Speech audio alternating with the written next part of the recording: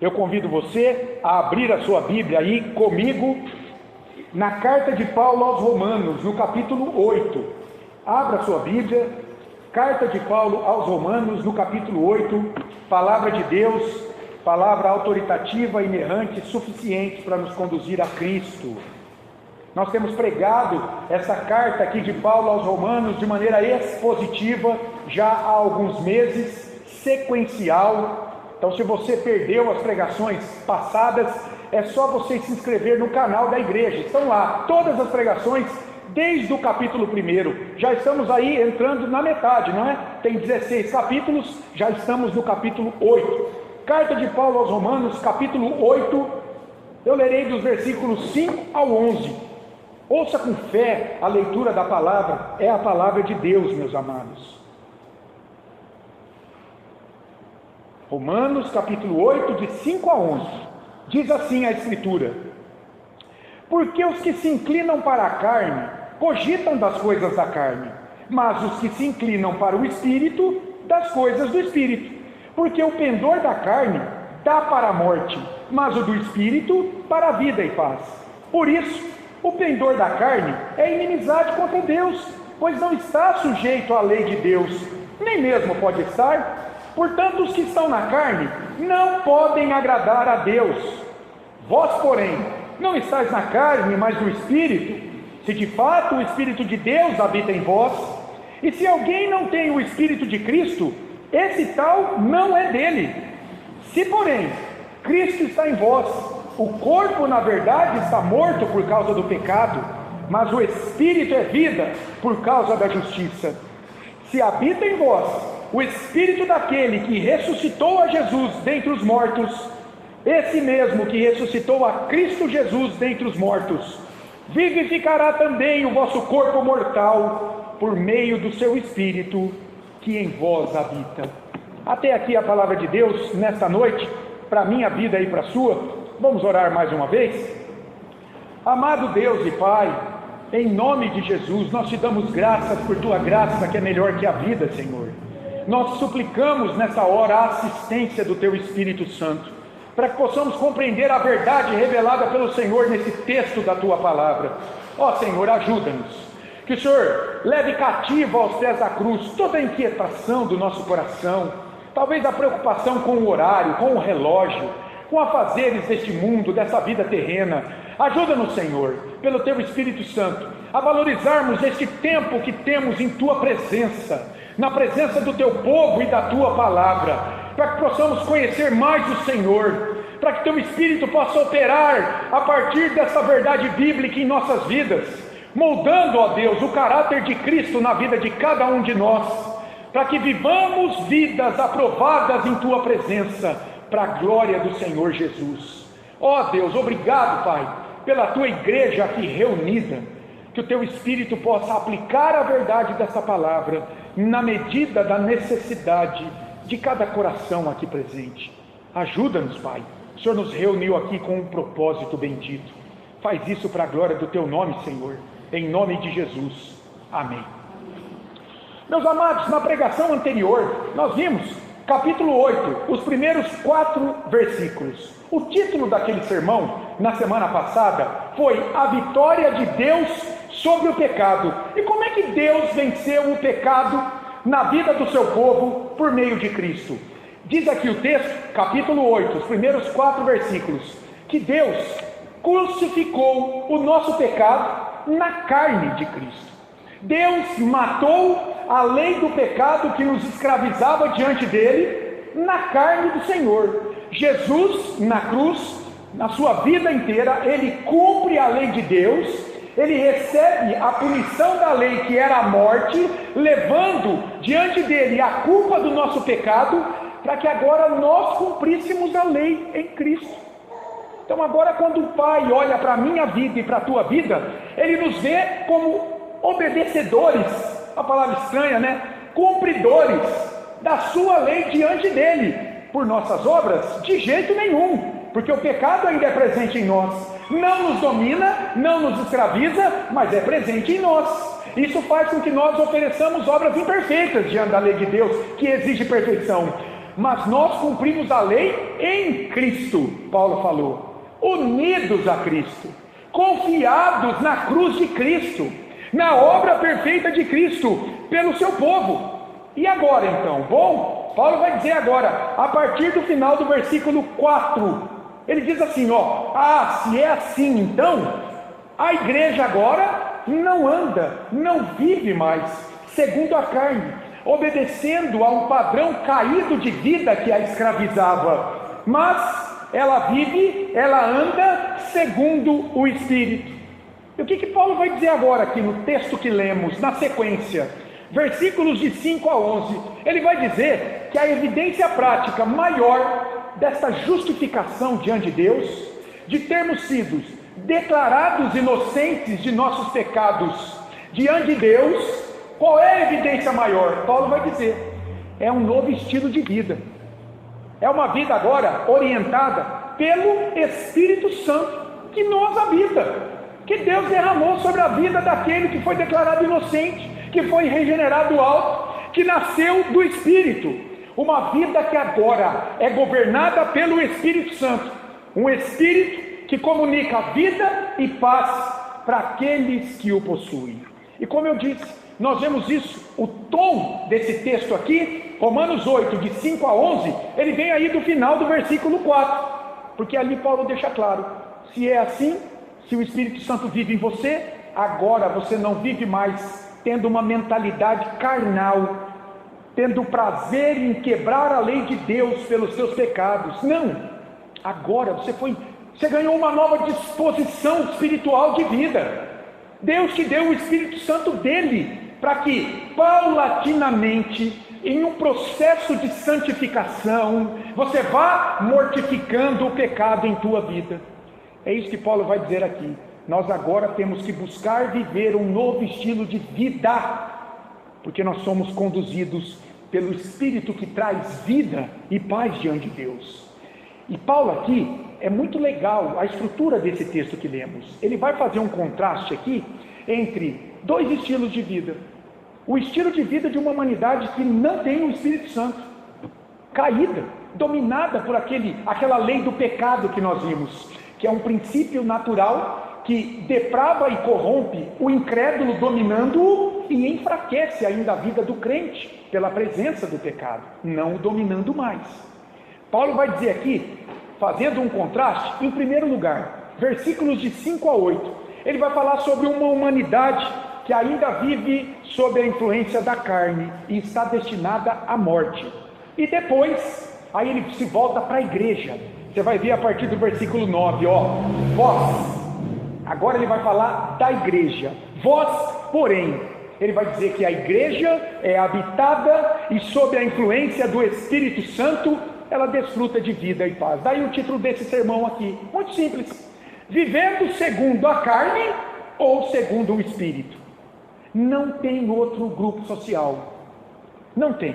A sociologia estuda os grupos sociais sobre vários aspectos, mas espiritualmente falando, o mundo inteiro está dividido em dois grupos apenas: aqueles que vivem para desobedecer a Deus, segundo a carne, e aqueles que vivem buscando obedecer a Deus, porque foram despertados pelo Espírito Santo, quando creram em Cristo como seu Senhor e Salvador, quando nasceram de novo.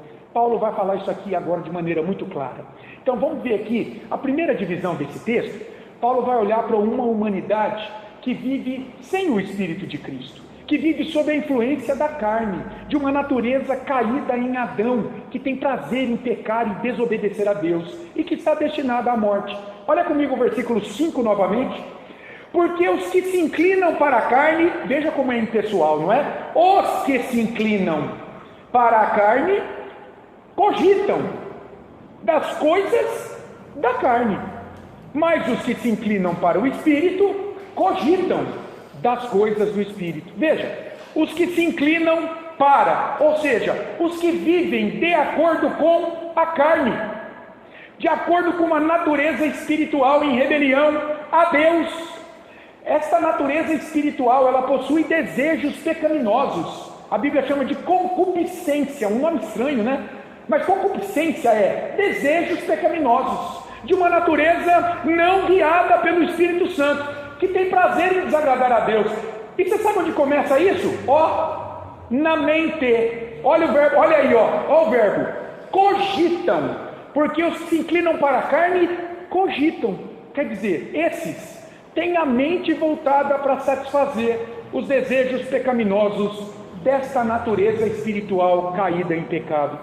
Portanto, meus amados, logo no início aqui do texto, Paulo está dizendo para nós, grande evidência de que você é a habitação do Espírito de Deus, são os teus pensamentos diários.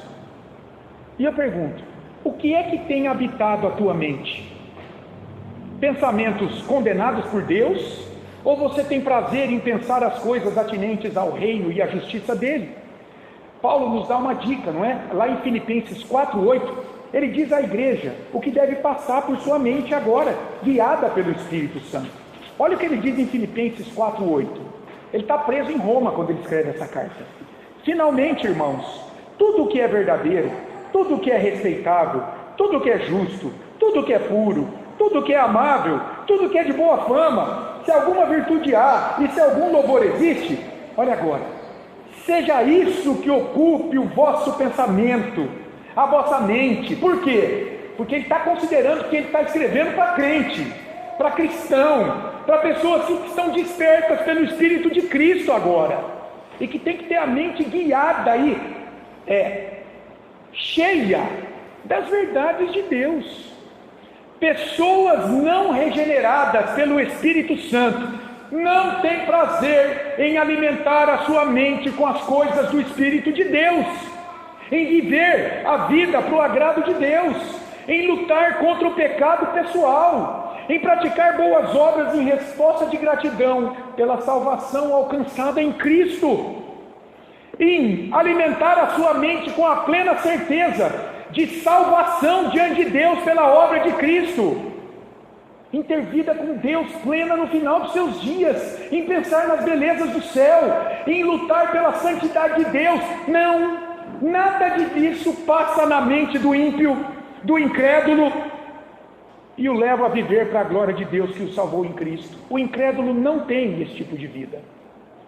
Veja, e muita gente poderia pensar assim, enquanto preparava esse sermão, eu fiquei pensando, isso é algo muito comum. Espera aí, pastor, o incrédulo, aquele que é guiado por uma mentalidade caída, carnal, ele não pode fazer coisa boa, não? Eu conheço tanta gente que nem vai na igreja, nem fala de Jesus, mas é bom demais. Claro que pode, mas preste atenção, segundo a Escritura, isso não vem dele, da sua natureza caída, não vem dele, isso vem da graça comum de Deus, que permite que o pecado seja contido na sua mente e no seu coração. Lembra o que Jesus ensinou em Mateus 5,45, lá no Sermão da Montanha? Ora, Jesus está dizendo, o sol só nasce sobre a propriedade crente? Ou Deus abençoa a vida do ímpio também? A chuva só vem sobre o campo de crente? Ou a chuva cai sobre o campo de ímpio também? A teologia chama isso de uma graça comum de Deus. É Deus cuidando do incrédulo por ser criatura dele, ser imagem e semelhança dele. Deus está abençoando. Então, é claro que o ímpio vai produzir muita coisa boa, mas isso não vem dele, é Deus abençoando ele, é Deus abençoando essa vida. Quando o incrédulo pratica o bem diante dos homens, é Deus, meus amados, por sua graça comum, conduzindo esse indivíduo a pensar e a agir segundo a sua santa lei. Isso nunca partiu dele. Ele está dominado, ele tem a mente conduzida pela carnalidade, por desejos corrompidos do seu coração. Se ele faz o bem, se ele consegue atender à lei de Deus, mesmo não a conhecendo, é porque o poder de Deus na sua graça comum o conduziu a agir dessa forma.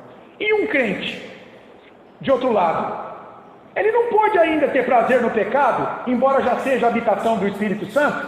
Olha só, será que um crente é a habitação do Espírito Santo, ok? Nasceu de novo do alto. Ele pode ser crente, ser habitado pelo Espírito, mas ainda ter prazer no pecado?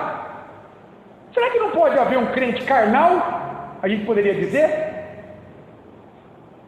Será que ele precisa ser sempre espiritual? Odiar o pecado?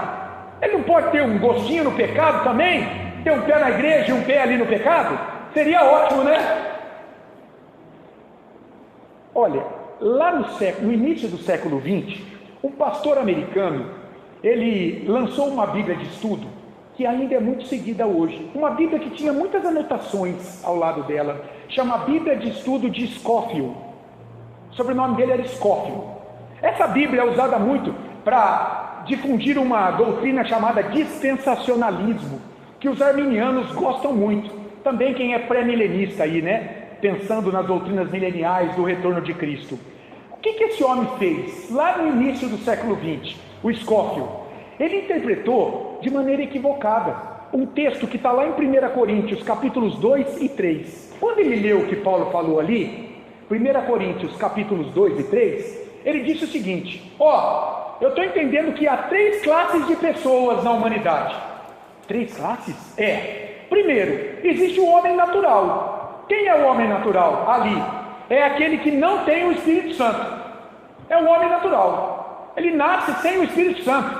É o homem que está sendo conduzido pela sua natureza caída. Mas existe, de outro lado, 2 tipos de crente. Olha, primeiro, existe o crente carnal. Quem que é o crente carnal? É o que tem o Espírito Santo, mas ainda tem prazer no pecado. Porque Paulo cita ali o crente carnal. Mas além do crente carnal, ele vai dizer, tem o crente espiritual. É o crente cheio do Espírito Santo, que não mais tem prazer no pecado. Entenderam? Então ele falou o seguinte, tem 3 tipos de pessoas. O homem natural não tem o Espírito Santo. O crente carnal tem o Espírito Santo, mas tem prazer no pecado. E o crente espiritual tem o Espírito Santo, mas odeia o pecado. Luta contra ele na sua vida. Veja, ele fez uma interpretação errada do que Paulo disse à igreja dos Coríntios, lá em 1 Coríntios capítulo 3. Lá, de fato, se você ler, ele chama os cristãos lá de Corinto de crentes carnais. Meus irmãos, se você olhar o contexto, quando ele está chamando os cristãos de Corinto de crentes carnais, ele não está dizendo de que se trata de um cristão que é habitado pelo Espírito Santo e que ainda tem prazer no pecado. Não é isso que ele está dizendo. Ele está dizendo que muitos cristãos em Corinto, pela sua imaturidade espiritual ainda, você vai ver que eles chamam eles de bebês espirituais. Eles estão precisando de leitinho espiritual, comidinha líquida. Por quê? Eles são imaturos espiritualmente. E por serem imaturos, muitas vezes, aqueles cristãos se comportavam como o homem natural, como alguém que não tem o Espírito Santo. Mas você vai ver que Paulo, ele não está dizendo que os cristãos de Corinto têm o Espírito Santo e têm prazer ainda no pecado, então são crentes carnais. Não é isso. Ele está dizendo que pela falta de maturidade espiritual na vida daqueles crentes, eles são crentes, têm o Espírito Santo, mas muitas vezes se comportam de maneira carnal, como aqueles que não têm o Espírito Santo. Entenderam isso? Portanto, segundo a Escritura, só há 2 tipos de pessoas. Só o incrédulo, sem o Espírito Santo. O homem natural, que tem a mentalidade conduzida pelos desejos corrompidos da sua natureza espiritual pecaminosa. Paulo falou no início do verso 5 aqui, de Romanos capítulo 8. E de outro lado, o crente, que é habitado pelo Espírito Santo. Ele tem a mentalidade conduzida pelo Espírito Santo e não mais escravizado pela sua natureza pecaminosa. Esse versículo 5 aqui, meus irmãos, de Romanos 8, ele deixa claríssimo isso. A existência de somente esses 2 tipos de pessoas. E os frutos desse tipo de influência espiritual sobre a mente dessas pessoas, eles vêm descritos aí, logo no versículo seguinte. Olha o versículo 6 de Romanos 8. Porque o pendor da carne dá para a morte, traz como resultado a morte. Mas o pendor do Espírito, e vê que Espírito está com E maiúsculo, é pneuma, Espírito Santo, dá para a vida e paz. Olha que interessante. O pendor da carne dá para a morte. Palavra estranha, né? O que é isso?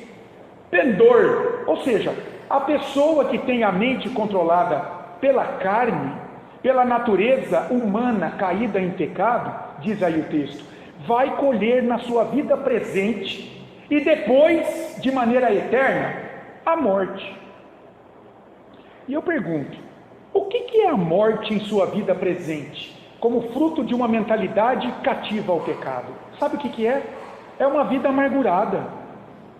Você já viu uma pessoa amargurada? Uma pessoa de mal com a vida o tempo todo? Uma pessoa angustiada, sem alegria, sem paz. É viver sem a paz daqueles que vivem sem Cristo. Veja, isso será intensificado ainda mais depois da morte dessa pessoa, se ela partir dessa vida sem Cristo, onde ela entrará num tormento eterno, uma morte eterna, separada definitivamente de Deus. Isso, uma mente controlada que tem por pendor esta natureza caída, mas uma mente controlada, de outro lado, pelo Espírito de Deus, diz Paulo, traz vida e paz como resultado. Olha só, primeiro, traz vida. Quer dizer, a qualidade de existir desfrutando de alegria, vitalidade, esperança, felicidade, mesmo enfrentando aflições. Porque é o Espírito Santo que habita essa vida, guiando-a. E Ele vai trazer essas bênçãos. Não só vida, também paz. Que paz essa mente guiada pelo Espírito é? Essa paz que vem da certeza dessa pessoa ter sido reconciliada com Deus, de graça, sem mérito dela, por meio da fé em Cristo, de poder viver sem culpa de consciência, diante da lei de Deus. Por quê? Porque em Cristo, ela já cumpriu a lei, a certeza que ela tem da sua salvação pela graça de Deus, mediante a fé em Cristo e não por suas obras, porque toda pessoa que depende das suas obras para comparecer diante de Deus, nunca vai ter certeza da sua salvação. O quanto de obra é suficiente para você comprar a salvação de Deus? É por isso que o calvinismo depende da salvação pela graça mediante a fé em Cristo. Eu posso ter certeza da minha salvação não por mim, mas pelo que meu Senhor fez. Daí eu posso ter certeza, Ele já fez. Basta eu confiar. Essa paz é essa segurança de poder ser chamado amigo de Deus e não mais seu inimigo. O indivíduo que tem a sua mente conduzida pelos desejos corruptos da sua natureza espiritual, dominada pelo pecado, diz o texto, é tido por inimigo de Deus. Olha o versículo 7 comigo. Por isso, o pendor da carne é inimizade contra Deus, pois não está sujeito à lei de Deus, nem mesmo pode estar. Meus amados, Deus tem uma lei. Ele revelou isso na Escritura. Essa lei expressa a sua santa vontade, seu caráter, e Ele quer que as suas criaturas a obedeçam como expressão do seu amor e serviço a Ele. O que faz o pecado, a carne, essa natureza espiritual caída no homem? Ela impede essa obediência, lançando o pecador contra Deus, contra a sua vontade, fazendo com que ele quebre os mandamentos da lei, tornando-se transgressor da lei, um infrator, um criminoso, um inimigo de Deus. É por isso que Paulo usa aí a palavra, o pendor da carne é inimizade. Lá no original, no grego, significa, é uma hostilidade, é uma profunda má vontade em viver para obedecer a Deus. Está cheio de gente assim. Você começa a evangelizar, o cara não aguenta ouvir 5 palavras. Ele já desliga a mente, ele já começa a olhar no relógio, ele já começa a olhar para o lado, tudo tira a atenção dele. Pessoa que é hostil a Deus, às coisas de Deus, não quer compromisso com Deus. Você já pensou o que é viver sendo inimigo de Deus? Para pensar nisso. Não é inimigo de um homem, é ser inimigo de Deus. Lá em Mateus 10, 28, Jesus ensina que seus discípulos, eles não devem temer os homens, mesmo que muitos homens sejam seus inimigos. Por que ele diz? Porque o que um homem pode fazer contra a nossa vida? No máximo ele pode matar o nosso corpo físico, mas ele não tem poder nenhum sobre a nossa alma. E Jesus diz assim, agora, cuidado se Deus for teu inimigo. Por quê? Porque Deus tem poder para matar o corpo e depois lançar a alma no inferno. Cuidado. E aí ele vai dizer: não temam os homens, vocês devem temer a Deus. Essa inimizade que revela a falta de temor a Deus pelo ímpio, revela que a carne, olha só, não pode se converter. A carne, essa natureza espiritual caída no homem, não pode se converter por ela, porque Paulo está dizendo, há uma má vontade nela, ela é inimiga de Deus, ela vive para se opor à vontade de Deus revelada na sua lei. E eu me lembrei de um texto que eu gosto muito, foi trazido pelo profeta Jeremias, lá no cativeiro de Judá. Judá estava cativa lá nos babilônicos. Eu sempre confundo isso, nos babilônicos ou os babilônios? Eu acho que é pelos babilônios, né? Não é? Judá estava cativa pelos babilônios. É isso, pelos babilônios. E Deus trouxe Jeremias para trazer uma palavra para aquele povo que duro, serviço dura, um povo idólatra, mas achava que podia por eles fazer alguma coisa. E olha o que Deus diz. Gente, olha que coisa incrível. Deus diz assim em Jeremias 13, 23, pode acaso o etíope mudar a sua pele, ou o leopardo as suas manchas? Uma pessoa negra pode se tornar branca? Um leopardo pode deixar de ser manchado por sua própria força? Agora olha a conclusão. Então, vocês, povo, poderiam fazer o bem, estando acostumados a fazer o mal? Entenderam a aplicação? Como pode o pecador, aquele que tem a mente governada pelos desejos caídos do seu coração, de repente, querer buscar a Deus por suas próprias forças e agradá-lo com as suas obras? Querer se salvar da condenação por suas próprias obras. Veja o que diz Paulo aí, nesse versículo 7. A carne não se sujeita, não é submissa, ela não obedece, ela não tem prazer em buscar viver segundo a lei de Deus. E perceba, não é só falta de desejo, mas de poder, de capacidade para isso. Paulo já havia falado, se você voltar comigo lá no versículo 3, ele disse assim, porquanto o que fora impossível à lei, no que estava enferma pela carne, isso fez Deus enviando o seu próprio Filho em semelhança de carne pecaminosa, e no tocante ao pecado, e com efeito condenou Deus na carne o pecado. Eu quero que você preste atenção, quando Paulo diz assim, a lei não poderia salvar ninguém, exigindo que nós a obedecêssemos. Por quê? Porque em pecado nós não conseguimos obedecê-la na perfeição que ela exige. Ela está enferma pelo nosso pecado. O que Paulo está dizendo aqui? Paulo não está dizendo que a lei é pecado, ou que a lei é fraca, ou que a lei está doente. Não, ele está dizendo que por conta do nosso pecado, nós estamos enfraquecidos diante da lei, para obedecê-la e termos vida por nossas obras diante de Deus. É isso que ele está dizendo aqui.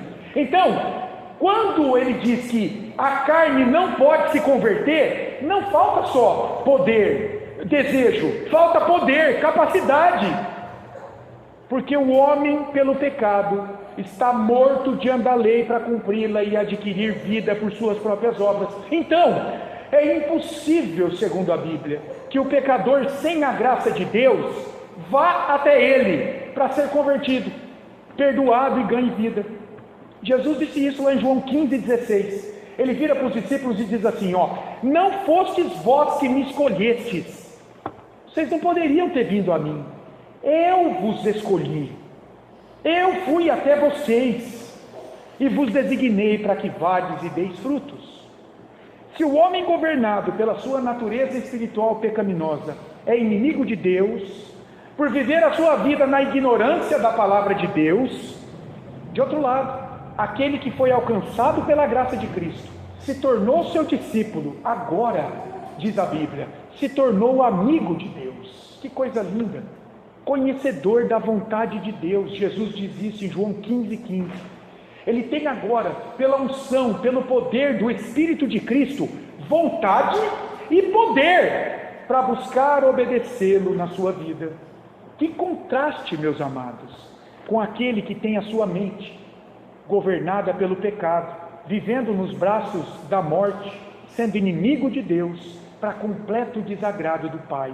É o que Paulo conclui no versículo 8. Portanto, os que estão na carne não podem agradar a Deus. O verbo agradar aqui é, não podem causar algum deleite em Deus. E a gente pergunta, quem é que pode agradar a Deus com suas obras? Quem? Debaixo do céu. Paulo em Romanos 3:23, ele diz assim, porque todos pecaram e carecem da glória de Deus. Esse carece da glória de Deus significa a humanidade em si não tem capacidade para agradar a Deus por suas obras. Só Jesus Cristo agradou a Deus por sua obra de cruz. Lá no batismo de Jesus, lembra? No Rio Jordão, por João Batista, Deus o Pai, ele bradou do céu em alto e bom som, para todos ouvirem. Logo depois que Jesus foi batizado, se ouviu uma voz que disse assim, este é o meu Filho amado, em quem me comprazo. Aí, em quem me deleito, em quem me alegro, em quem tenho todo o meu prazer, Deus falou, no Filho amado. Agora, olha só a aplicação para a igreja. Bom, quando Paulo, então, diz aqui nesse versículo 8, que os inimigos de Deus nessa vida, aqueles que são governados na sua mente e coração, pelos desejos corrompidos de uma natureza espiritual pecaminosa, quando Paulo diz que eles não podem agradar a Deus com suas vidas, o que ele deixa implícito? Nas entrelinhas. Ele deixa implícito que aqueles que são governados pelo Espírito Santo, então agradam a Deus com suas vidas. Agora, olha o pulo do gato.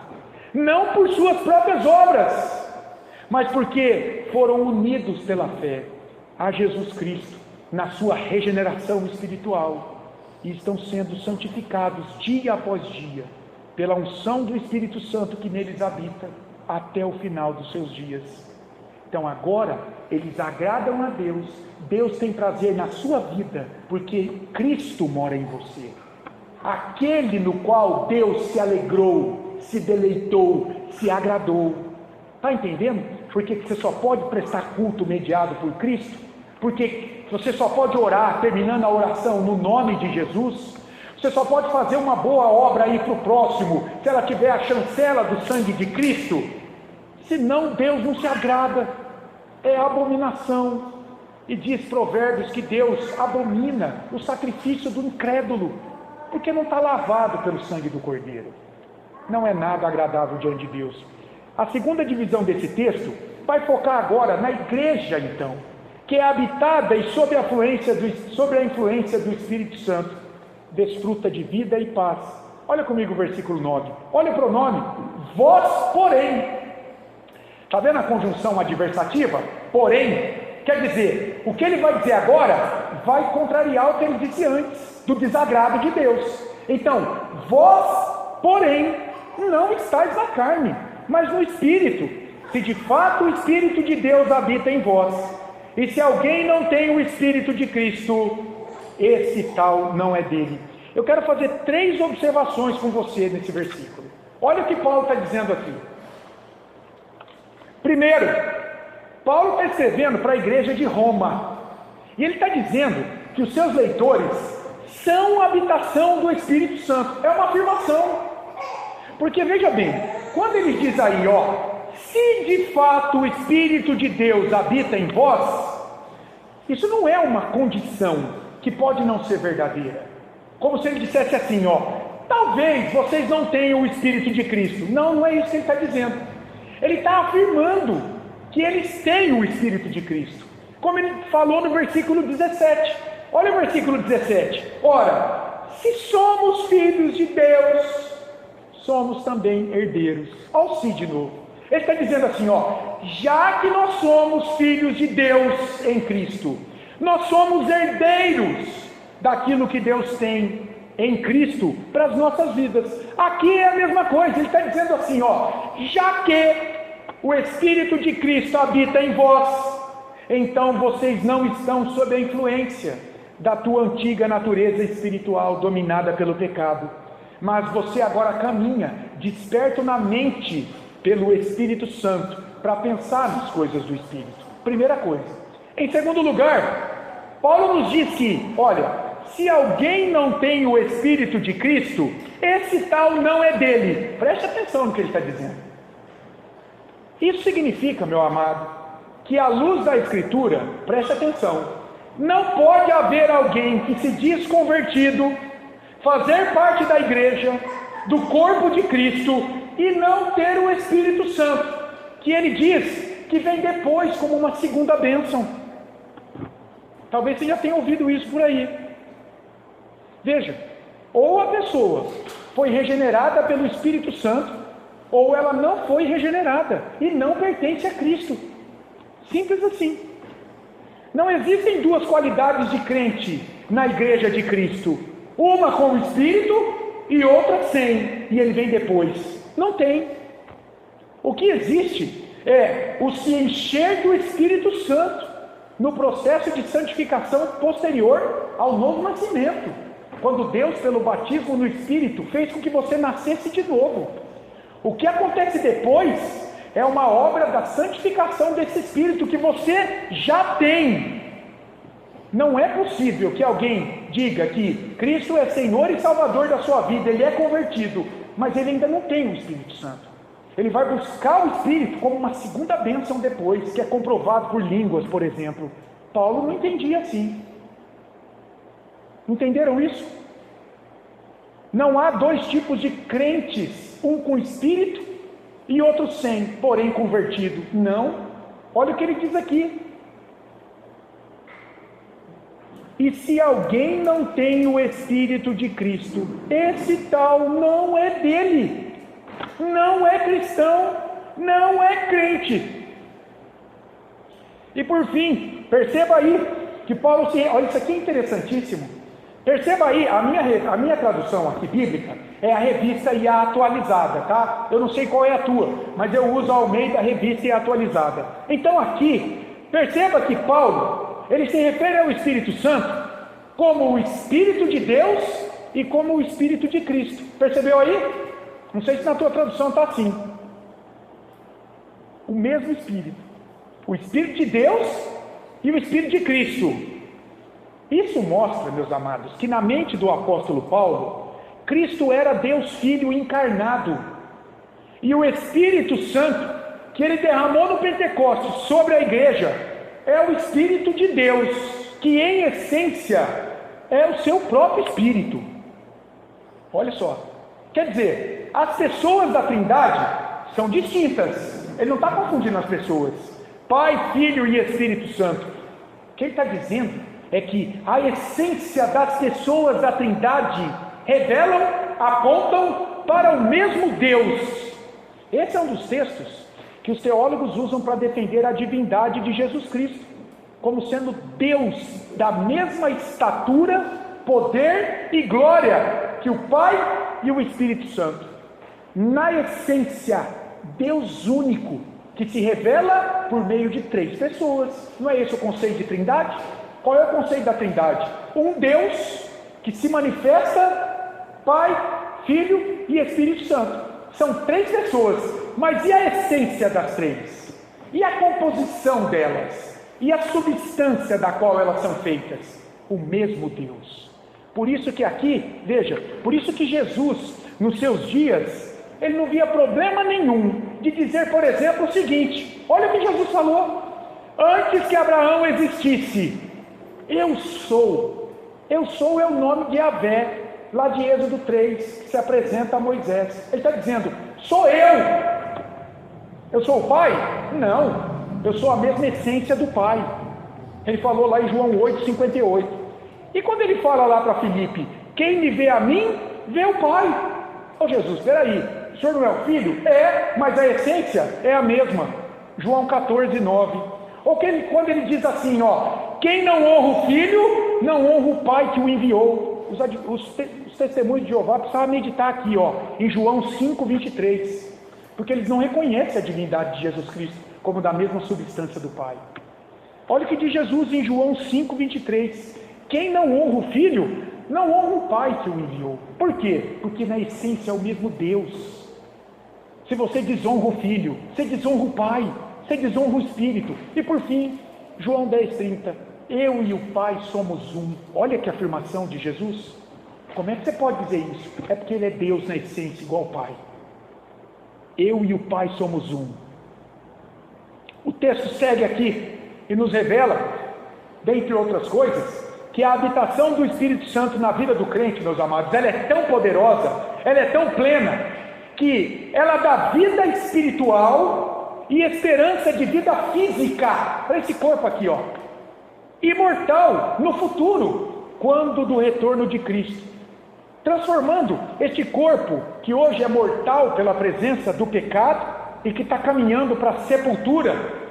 Ele me dá esperança de que lá no futuro, na vinda de Cristo, este corpo será ressuscitado em glória. Paulo vai dizer isso nesses versículos finais aqui.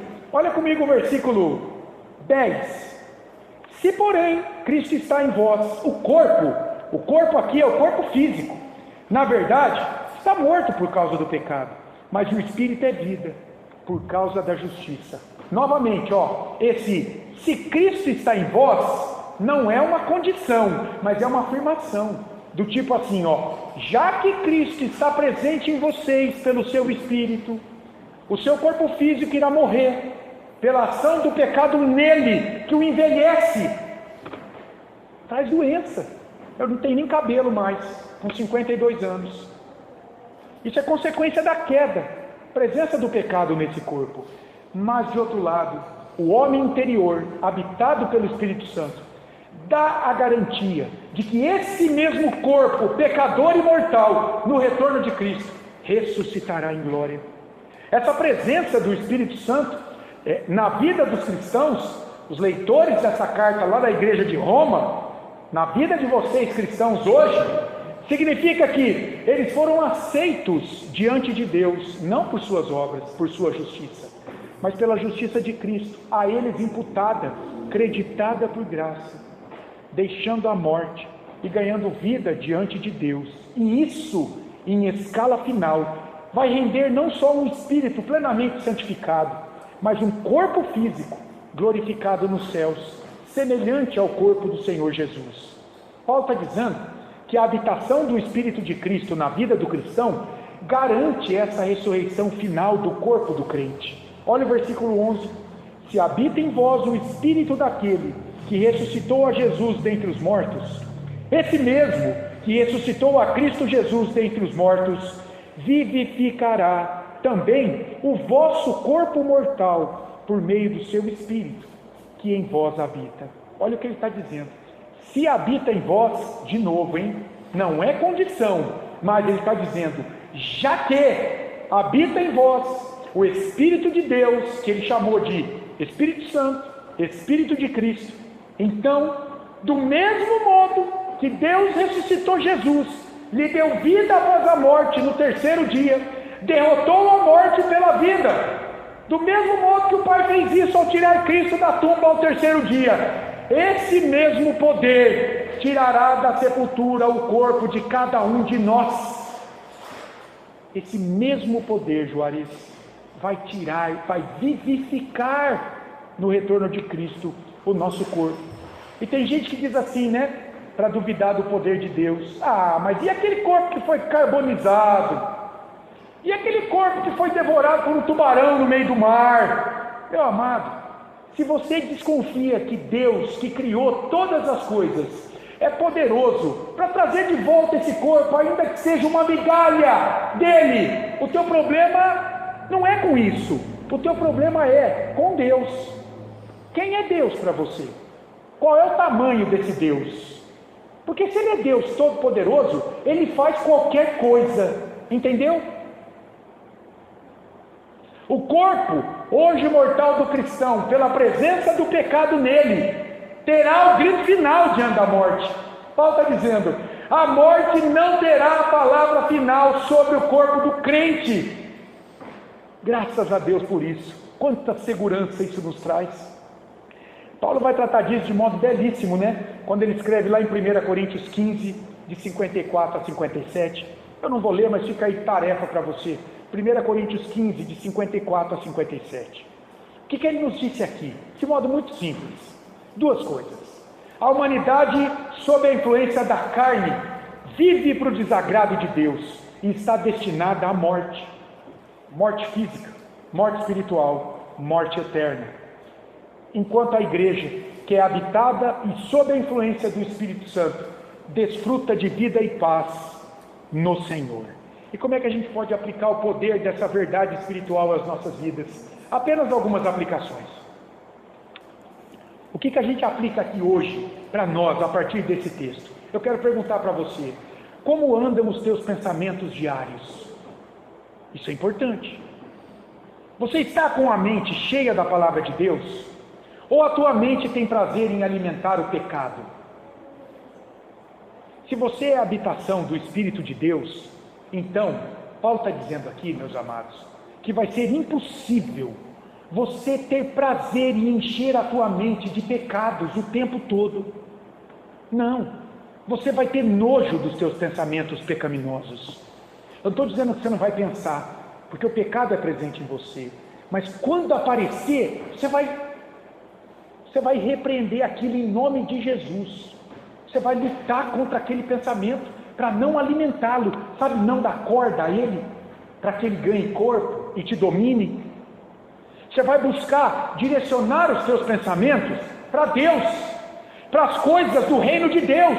Portanto, vigie os teus pensamentos, porque eles são um termômetro que indicam ou não a presença do Espírito Santo na tua vida. Você percebeu do texto? Os que cogitam, têm a mentalidade dominada pela carne, não pertencem a Deus, não têm o Espírito Santo. Vou repetir, não é perfeccionismo, não é que não vai pintar um pensamento torto, ele não vai dominar o teu dia, dominar o teu pensamento.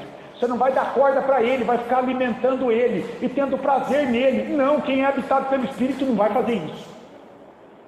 Segundo lugar, se a tua vida tem sido pesada, se a tua consciência te acusa de pecados o tempo todo, se você não tem tido paz, é porque você está colhendo frutos de uma mentalidade cativa ao pecado e não ao Espírito Santo. Se você é a habitação do Espírito de Deus, então o resultado é vida, alegria, esperança, descanso de tuas obras pela cruz de Jesus Cristo em teu favor.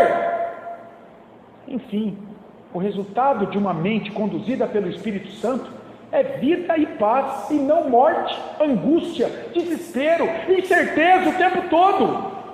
Olha o que diz Jesus lá em Mateus 11, 28. Vinde a mim todos que estáis cansados e sobrecarregados, e eu vos aliviarei. Portanto, deixa Jesus controlar pelo seu Espírito, meu amado, a tua mente, e a paz de Deus, que excede todo o entendimento, guardará o teu coração e a tua mente em Cristo. Deixa Ele controlar a tua mente a partir de agora, pelo Espírito Santo dele. Em terceiro lugar, se você vive para agradar a Deus por tuas obras, o que esse texto está dizendo para você? Você é inimigo de Deus. Eu vou repetir. Se você até hoje vive para agradar a Deus do teu jeitinho, pelas tuas obras, Paulo aqui está dizendo, você é inimigo de Deus. Por quê? Porque em pecado, você não pode oferecer nada perfeito diante de Deus para agradá-lo. Confie na única obra que agradou a Deus pela tua vida, a cruz de Jesus Cristo. Ela foi erguida no teu lugar, para te dar perdão, salvação e vida eterna diante de Deus. Paulo está nos dizendo aqui, deposite a tua fé unicamente em Jesus Cristo, e abandone a tua própria justiça diante de Deus. Você está condenado por ela, em nome de Jesus. Deus já fez o que precisava ser feito para você ser salvo. Confia em Cristo, Ele é a tua porta de entrada no céu, e não o que homens mandaram você fazer, o que uma placa de igreja fez uma lista lá para você cumprir, para você ser salvo. Você não vai ser salvo por isso. Quarto lugar, o que esse texto fala para mim e para você? Faça um autoexame para ver se você é ou não é a habitação do Espírito de Cristo. Por quê? Porque não é possível, à luz desse texto bíblico, pertencer a Jesus Cristo e não ter o Espírito Santo morando em você. Não é possível. Não existe crente sem o Espírito Santo. Reflita sobre os seus pensamentos, as motivações por trás daquilo que você faz para Deus. Você está buscando a tua glória, a tua salvação, um ativista religioso dentro da igreja, ou o que você faz é resposta de gratidão pelo que Cristo fez por você na cruz? É muito diferente. Reflita sobre a tua disposição em conhecer e servir a Deus. Reflita sobre o quanto você depende de Cristo ou de você para alcançar o perdão e a reconciliação com Deus. Reflita sobre a tua esperança final de salvação. Ela está na religião? Ela está na denominação religiosa? Ela está na lista de regras para ser salvo proposta pelo líder da tua igreja? Ou a tua esperança de restauração nessa vida e a salvação final da tua alma e restauração do teu corpo está nas mãos de Jesus? Se você confia em você ou nas regras da tua religião para alcançar a salvação, Paulo está dizendo, você caminha sem o Espírito de Cristo e você vai ser condenado no final dos seus dias. Mas se Jesus é teu Senhor e Salvador, a boa notícia é que você já é mais do que vencedor. Não é que você vai ser, você já é mais do que vencedor nele, pela cruz dele, e você irá gozar de vida eterna no céu no final da tua jornada. E por fim, olha essa aplicação aqui. Cuidado com o cuidado exagerado com o teu corpo físico. Cuidado com o cuidado exagerado com o teu corpo físico. Ele não vai permanecer jovem e saudável para sempre. Ele está destinado à corrupção, da sepultura, em razão da presença do pecado atuando nele, que o degenera a cada instante. Você vai envelhecer, se Deus permitir.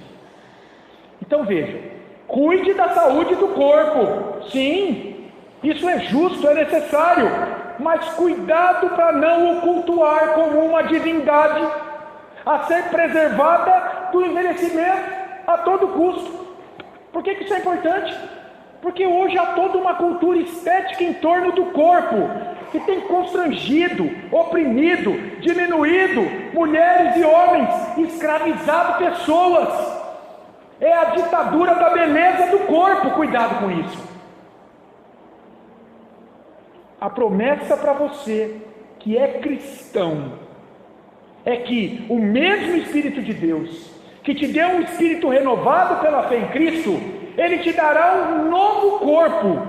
Agora, meu caro, não é nessa vida, não é agora, é no retorno glorioso de Cristo, quando este teu corpo de hoje será ressuscitado e totalmente transformado em um corpo semelhante ao corpo glorioso do Senhor Jesus, hoje, lá nas alturas ao lado do Pai. Portanto, trabalhe aqui para desfrutar desse futuro corpo glorificado, usando o seu corpo atual, marcado pelas fraquezas do pecado, para a glória de Cristo e não para a sua própria exaltação, como muitas pessoas fazem hoje.